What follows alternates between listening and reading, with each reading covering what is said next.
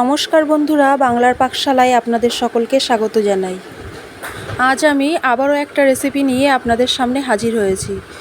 আমার আজকের রেসিপি হলো মুসুর ডাল আর কাঁচা আম দিয়ে টক ডাল। তো চলুন দেখে নেওয়া যাক আজকের রেসিপিটি। প্রথমেই আমি একটা বাটিতে 1 কাপ মতো মুসুর ডাল নিয়ে নিয়েছি। এখন এই মুসুর ডালটাকে ভালো করে জল দিয়ে ধুয়ে পরিষ্কার করে নিয়েছি।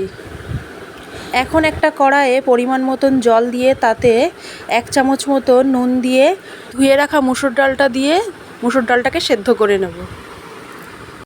এখানে মুসুর ডালটা সেদ্ধ হতে থাক, অপরদিকে আমি এই ডালে দেওয়ার জন্য যে কাঁচা আমগুলো নিয়েছি সেই কাঁচা আমগুলোকে খোসা ছাড়িয়ে লম্বা লম্বা করে ছোট ছোট পিস করে কেটে নেব।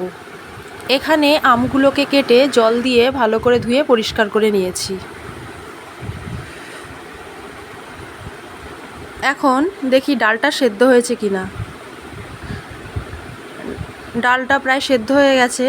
এখন এই ডালটাকে একটা হাতা কিংবা চামচের সাহায্যে একটু ম্যাশ করে নিতে হবে। ডালটা ভালো করে ম্যাশ করা হয়ে গেলে এখন ওই ডালের মধ্যেই পরিমাণ মতন জল দিয়ে দেব। আম দিয়ে এই মুসুরির ডালটা একটু পাতলা হলেই খেতে ভালো লাগবে, সেই পরিমাণ বুঝেই আমি এখানে জল দিয়েছি। এবার ডালটাকে জলের সঙ্গে ভালো করে মিশিয়ে নিয়ে এই ডালের মধ্যে এখন আমি কেটে রাখা আমগুলো দিয়ে দেবো, আর তার সঙ্গে পরিমাণ মতো নুন আর হলুদ দিয়ে আবারও ডালটাকে ভালো করে মিশিয়ে নিয়ে এবারে গ্যাসের ফ্লেমটাকে একটু হাইতে রেখে 10 মিনিট মতন ভালো করে ফুটিয়ে নেব।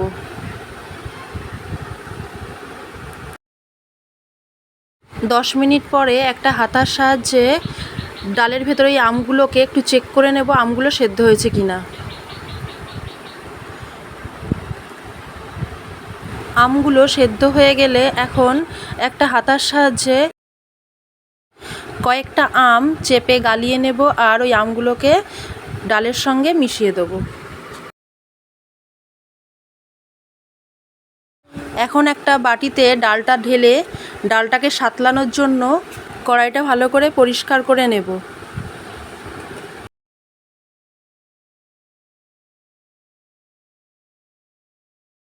এখন কড়াইয়ে পরিমাণ মতো সর্ষের তেল দিয়ে তাতে 1/2 চামচ মতন কালো সর্ষে দিয়ে ফোড়ন দিয়ে দেবো।